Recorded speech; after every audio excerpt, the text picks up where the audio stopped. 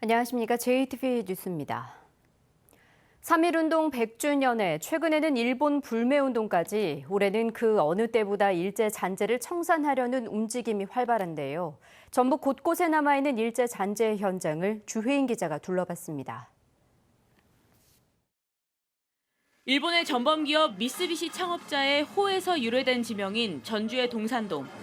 이 이름이 해방된 지 74년 만에 여의동이라는 새 이름을 얻었습니다. 3.1운동 100주년 기념을 즈음해서 이번에 우리가 꼭 기필코 그 잔재를 없애야 되겠다 해서 추진을 하게 되었습니다.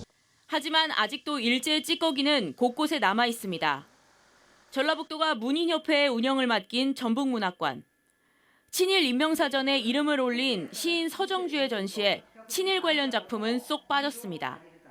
여기 같은 경우는 막 수정을 계속 할 수가 없잖아요.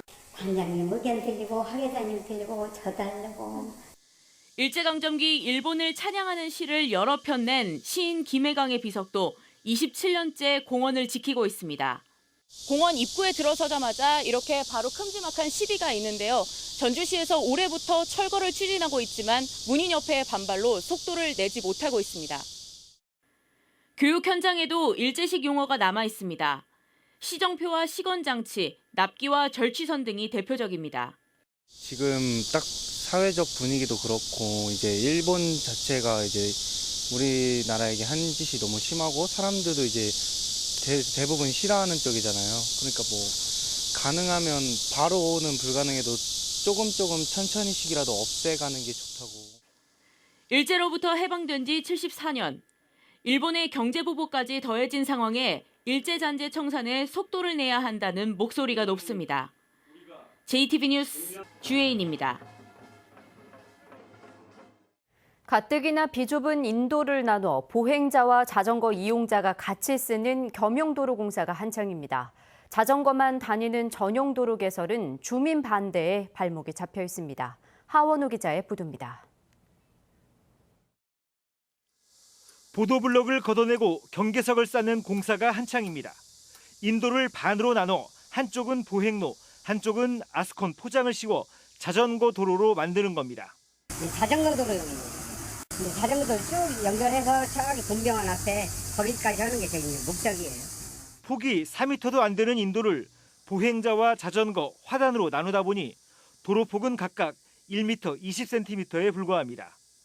2.8km 구간을 이런 겸용도로로 만드는 데 들어가는 예산은 7억 5천만 원. 견혼로와 문화광장로도 이렇게 정비될 예정입니다. 기존 겸용도로의 사정은 어떤지 살펴봤습니다. 성인 2명이 걷기도 비좁은 인도지만 보행자와 자전거 겸용도로로 지정돼 있습니다. 비교적 최근에 만들어진 이 겸용도로는 폭은 넓지만 상가에서 내놓은 적치물에 전력 상자까지 길을 막고 있습니다. 보행자와 같이 가는 형태의 겸용도로는 이미 실패했다고 생각이 들고요. 자전거가 따로 이렇게 독립적으로 갈 수 있는 자전거 전용 차로나 전용 도로를 만들어야 된다고 생각합니다. 하지만 자전거 전용도로 개설도 쉽지 않습니다. 주민 반대 때문입니다. 호남 제1문부터 한벽교, 장승배기까지 자전거 전용도로로 만들겠다는 전주시의 계획은 교통체증을 우려하는 주민 반대에 부딪혀 사업은 답보 상태입니다. 주민들의 의견은 반대를 해요. 개설 취지랑 미세먼지 취지도 좋고 환경 취지도 좋지만 자기들 생계가 걸린 문제다. 전주시 내 전체 자전거 도로는 410km. 이 가운데 자전거 전용 도로는 12km에 불과합니다. 자전거 도시를 만들겠다던 전주시의 계획이 제 궤도를 찾지 못한 채 터덕거리고 있습니다. JTV 뉴스 하원호입니다. 군산 하수관거 공동조사단이 하수관거의 부실 시공을 밝힌 뒤 검찰에 재수사를 촉구했습니다. 한 공익신고자가 8년 동안 자비를 들여 하수관거의 부실을 직접 조사한 덕분인데 공익신고의 중요성을 일깨우고 있습니다. 김철 기자입니다. 군산시민 유영근 씨는 지난 2011년 자신의 가게 앞마당에 있는 정화조를 한 건설사가 엉터리로 시공하자 군산 하수관의 부실을 조사하기 시작했습니다. 지난 8년 동안 무려 5천 개가 넘는 맨홀을 직접 열어보며 설계 도면과 달리 준공된 구간을 찾아냈습니다. 자, 원래대로라면 저쪽에 지금 맨홀이 있어야 하는데 맨홀이 네. 없다 그 말이죠? 그러죠. 근데 맨홀이 없다 보니까 여기 저쪽 가는 활로도 없는 것이고 실제는 이제 여기서 이쪽으로 가는 활로도 없어진 것이고. 시행사 측이 부실 시공을 부인하고 있고 아직 검찰의 수사가 남아 있어서 최종 결말이 어떻게 마무리될지는 좀 더 지켜봐야 합니다. 그러나 국민권익위원회에도 문제를 신고해 2014년 총체적 부실 시공이 의심된다는 권익위 의결을 이끌어냈습니다. 부패 방지와 공공기관 예산을 절약해 국민권익위원회와 전라북도로부터 표창장을 받기도 했습니다. 올해는 군산시 하수관고 실태조사 공동조사단으로 활동하면서 검찰에 부실공사 재수사를 촉구했습니다.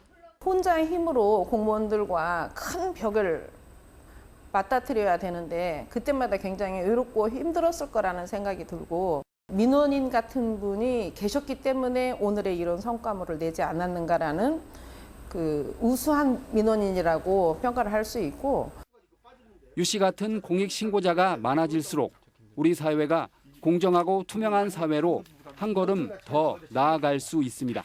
결국은 사회를 공정하게 바꾸시려는 거 아닙니까? 맞습니다. 공익적인 앞으로 그런 생활을 할 수 있다면 저는 앞으로 제가 남은 생이라도 있는 기간 동안에는 열심히 하려고 한번 노력해 보겠습니다. 오늘 오후 현장 스토리파는 군산 하수관 공사와 관련해 공익신고자의 활동을 다룬 공익신고로 드러난 군산 하수관 부실 시공 편이 방송됩니다. JTB 뉴스 김철우입니다. 익산시가 미국의 관광개발회사와 지역의 관광자원 개발에 나섰습니다. 완주군은 병원 방문이 힘든 주민을 위해 원격 의료 지원 사업을 시범 실시하고 있습니다. 나금동 기자입니다. 익산시가 미국 레거시 엔터테인먼트와 웅포 관광단지와 보석관광 테마단지 등 익산의 관광자원을 개발하기로 협약했습니다. 레거시 엔터테인먼트는 전 세계 40여 곳에서 리조트와 워터파크, 테마파크 등의 시설을 전문적으로 개발해온 관광회사입니다. 완주군이 운주면과 화산면 주민 40명을 대상으로 원격 의료 지원 사업을 시범 실시하고 있습니다. 원격 의료 지원 사업은 간호사가 환자의 가정을 방문해 의사의 진단과 처방을 바탕으로 관련 의료 서비스를 제공하는 사업입니다. 의료 취약 지역에 있는 환자들이 화상을 통해 의사의 진료를 받음으로써 환자 스스로 건강관리가 이루어질 수 있는 환경을 만들어 가겠습니다. 남원 570회관이 문화체육관광부와 한국관광공사가 주관하는 가볼만한 산업관광지 20선에 꼽혔습니다. 지난 2004년에 개관한 남원 570회관은 전국 57 목공예 대전 수상작품을 전시하고 57 교육과 체험 프로그램을 운영하고 있습니다. 거의 이제 제사 지낼 때 쓰는 용기였었는데 생활 식기적으로 해서 57과 목공예가 만나는 가장 현대적인 공간이라고 생각을 하면 됩니다. 국민권익위원회가 한국국토정보공사, 한국소비자원과 함께 장수군에서 찾아가는 이동신문고를 운영했습니다. 이번 찾아가는 이동신문고에서는 교통과 도로, 산림과 환경 등에 관한 45건의 민원이 처리됐습니다. JTB 뉴스 나금동입니다.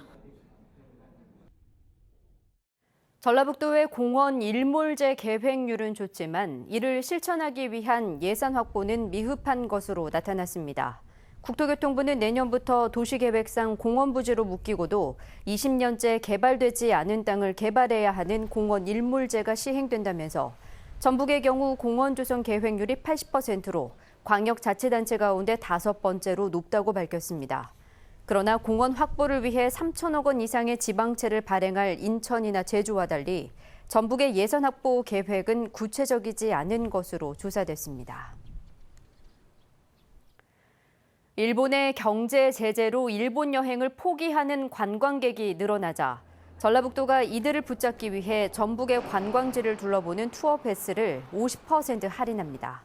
전라북도는 SNS에 국내 여행이 애국 여행이라는 점을 강조하고 다음 달까지 일본 여행을 취소한 관광객에게 전북 투어 패스를 50% 할인하고 각종 상품권을 증정하는 이벤트를 펼치기로 했습니다.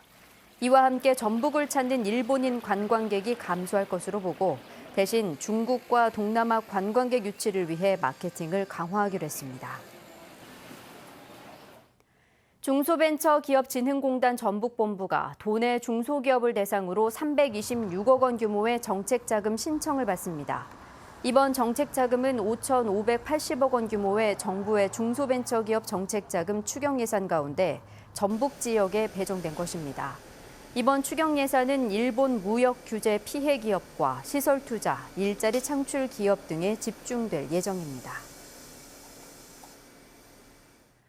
대입 제도가 현재 고등학생들을 기준으로 학년마다 모두 달라 입시 준비와 지도에 혼란이 불가피해 보입니다. 교육부는 지난 12일 국어와 수학 영역에서 선택 과목을 도입하고 제2 외국어를 절대평가로 바꾸는 등 현재 고1 학생부터 적용할 수능시험 기본 계획을 발표했습니다. 이에 따라 현재 고1에서 고3 학생들은 학년마다 다른 방식으로 수능을 치르게 됩니다.